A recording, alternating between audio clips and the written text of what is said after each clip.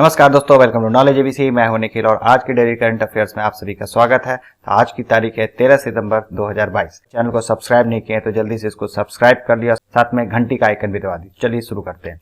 तो सबसे पहले क्वेश्चन की तरफ चलते हैं। तो पहला क्वेश्चन है, what is the name of the protocol which has been activated after the death of the UK monarch. तो यूके के मोनार्क जो कि एलिजाबेथ सेकंड थी, उनके डेथ होने के बाद कौन सा प्रोटोकॉल यूके में एक्टिवेट हो जाता है। आपके ऑप्शंस हैं Operation London Bridge, second option है operation London Bridge, third option है operation London Lake, fourth option है ऑपरेशन लंदन पैलेस।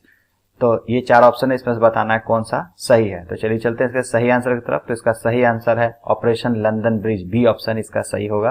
तो ऐसा इनके देश में प्रोटोकॉल बना के रखा गया है कि जब भी मोनार्क का डेथ होगा, तो जैसे कि अभी क्वीन एलिजाबेथ सेकंड का जो डेथ हुआ हाल ही में, तो इनके डेथ होने के बाद ऑपरेशन लंदन ब्रिज जो एक तरह का प्रोटोकॉल है वो एक्टिवेट हो जाएगा ब्रिटेन में, ठीक है। और ये क्वीन के डेथ होने के तुरंत बाद इसका अनाउंसमेंट किया जाएगा, जिसमें बहुत सारे रूल्स रेगुलेशंस लिखे हुए हैं। तो सबसे पहले यूके की जो पीएम होंगे वो जाके अनाउंसमेंट करेंगे न्यूज चैनल में। उसके बाद जितने भी जो और 14 कंट्रीज हैं जिसके जो head of the state queen Elizabeth second थी, तो उनको भी इन्फॉर्म किया जाएगा। साथ साथ कॉमनवेल्थ जो ग्रुप है उनको भी इन्फॉर्म किया जाएगा। इस तरह का प्रोसीड्योर है। और उसके बाद जो जिस दिन डेथ हुआ उसको D+1 डे माना जाएगा, जैसा कि प्रोटोकॉल में लिखा हुआ है। और उसके बाद 10 दिन का इनका फ्यूनरल का प्रोसेस चलेगा और 10वां दिन पे इनका फ्यूनरल होगा।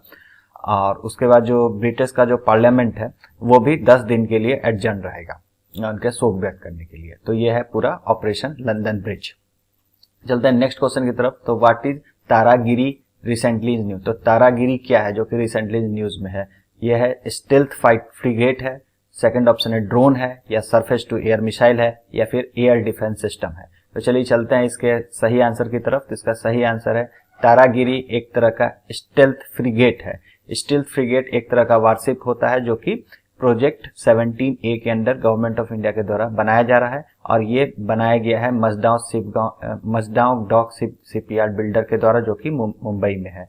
और इस शिप की अगर लंबाई की बात करें तो 149 मीटर इसकी लंबाई है और वहीं 17.8 मीटर इसकी चौड़ाई है। और ये लगभग ये दो गैस टरबाइन इंजन से काम करता है और इसमें 2 डीजल इंजन भी लगे हुए हैं, जिसकी मैक्सिमम स्पीड, इस जो फ्रिगेट है इसकी जो मैक्सिमम स्पीड है वो 24 नॉट है। और जो मैक्सिमम डिस्प्लेसमेंट इसका है 6670 टन इसका मैक्सिमम डिस्प्लेसमेंट है। और इसको जो डिजाइन किया गया है, शिप की जो डिजाइनिंग की गई है ब्यूरो ऑफ नेवल डिजाइन, जो कि इंडियन नेवी का ही विंग है, उसके द्वारा इसको डिजाइन किया गया है।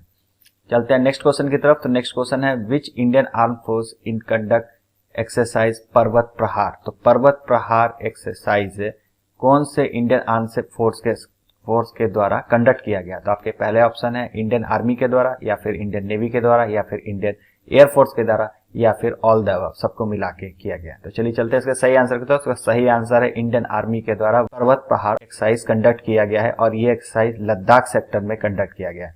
पर्वत प्रहार 20 दिन का एक्सरसाइज होता है जो कि इंडियन आर्मी के द्वारा कंडक्ट किया, जिसमें कि हाई अल्टीट्यूड इन्फेंट्री पर्सनल का जो पर्सनल है उनका एक्सरसाइज था। इसमें T-90S tank, T-72 tank, mechanised infantry, K9 वज्र टैंक, उसके बाद बोफोर्स जो है अपना गन जो है वो उसका भी यूज किया गया। M777 होविट्जर गन जो है यूएस से दिया गया, उसका भी यूज किया। साथ साथ हेलीकॉप्टर और एयरक्राफ्ट का भी इसमें कंबाइंड रूप से एक्सरसाइज किया गया। चलते हैं अपने फोर्थ क्वेश्चन की तरफ। तो India's longest rubber dam inaugurated on river. तो इंडिया का लॉन्गेस्ट रबर डैम किस रिवर पे इनॉग्रेट किया गया। आपके ऑप्शन है सोन रिवर पे, सेकंड ऑप्शन है फल्गु रिवर पे, थर्ड ऑप्शन है कोसी रिवर पे, या फिर फोर्थ ऑप्शन है गंडक रिवर पे।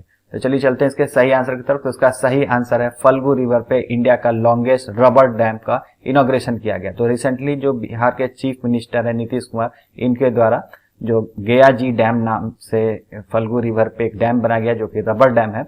और इसका जो कंस्ट्रक्शन है, रबर डैम का जो कंस्ट्रक्शन है, ये रूबीना कंपनी है ऑस्ट्रिया की, उसके द्वारा, साथ नागार्जुन कंस्ट्रक्शन कंपनी हैदराबाद, इन दोनों के द्वारा मिलकर इसको बनाया गया। और जो ये रबर डैम है ये 17 mm थिक रबर से बना हुआ है, जिसकी लंबाई 400 मीटर है और ऊंचाई 3 मीटर हाई है।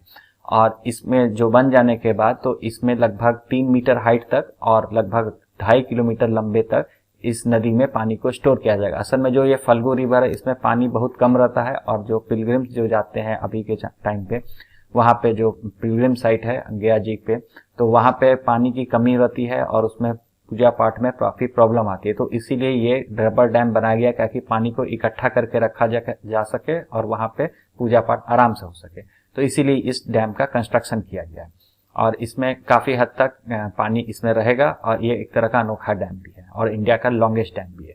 अब चलते हैं नेक्स्ट क्वेश्चन की तरफ। तो what is LGM-30G Minuteman 3 recently is new. तो LGM-30G Minuteman 3 क्या है, ये जो कि रिसेंटली न्यूज में है।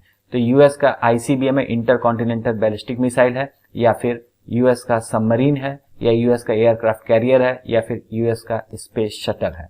तो चलिए चलते हैं इसके सही आंसर की तरफ। तो इसका सही आंसर है ये ऑप्शन ए सही आंसर है इसका, यूएस का इंटरकॉन्टिनेंटल बैलिस्टिक मिसाइल है। तो रिसेंटली क्या हुआ है कि यूएस एयरफोर्स के द्वारा ग्लोबल स्ट्राइक कमांड जोन का है वो एक सक्सेसफुली टेस्ट फाइट किया गया माइन्यूटमैन 3 ICBM मिसाइल का, जो कि 3 री एंट्री व्हीकल को इसमें कैरी किया था। री एंट्री व्हीकल का मतलब हो गया जब एक बार जब बैलिस्टिक मिसाइल लॉन्च होती है उसके बाद वापस ये अर्थ के एटमॉस्फेयर से इन करती है। तो इसमें 3 अलग अलग वारहेड डाला गया था जो कि 3 अलग अलग टारगेट को निशाना बना सकता है।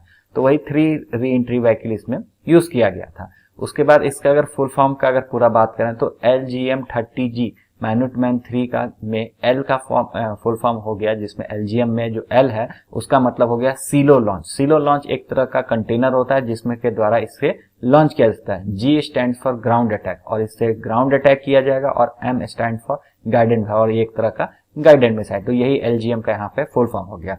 और ये अमेरिका का मोस्ट पावरफुल न्यूक्लियर अटैक करने वाला जो मिसाइल है और इसकी जो रेंज है वो लगभग 10,000 किलोमीटर है। चलते हैं नेक्स्ट क्वेश्चन की तरफ। तो which Indian city host the national defence MSME conclave and exhibition. तो कौन सा सिटी है इंडिया का वो national defence MSME conclave and exhibition host किया है इस बार। तो आपके ऑप्शन है दुर्गापुर, कानपुर, कोटा या फिर मदुरई। तो चलिए चलते हैं इसके सही आंसर की तरफ। तो ये इवेंट कोटा राजस्थान के द्वारा इनॉग्रेट किया गया, यहाँ पे होस्ट किया गया और इसको जो कॉन्क्लेव था ये ऑर्गेनाइज किया गया फर्स्ट टाइम स्टेट में। और इसमें सेवरल जो डिफेंस इक्विपमेंट है उसको इसमें एग्जीबिशन में रखा गया, जैसे T-90 टैंक हो गया, BMP-2 टैंक हो गया, आर्टिलरी गन्स हो गए, स्नाइपर्स हो गए, मशीन गन्स हो गए, मिलिट्री ब्रिजेस हो गया, इस सब का डिस्प्ले इस एग्जीबिशन में किया गया। और इसके साथ साथ जो मेनी स्टार्टअप्स हैं, जो डिफेंस सेक्टर में स्टार्टअप हैं, MSMEs जो हैं, उनके प्रोडक्ट को भी इसके एग्जीबिशन में नेशनल डिफेंस MSME कॉन्क्लेव और एग्जीबिशन जो है उसमें इसमें प्रदर्शित किया गया। Thank you very much. Video आपको कैसा लगा, अच्छा लगा तो लाइक शेयर और सब्सक्राइब करना ना भूलें। मिलते हैं अगले वीडियो में।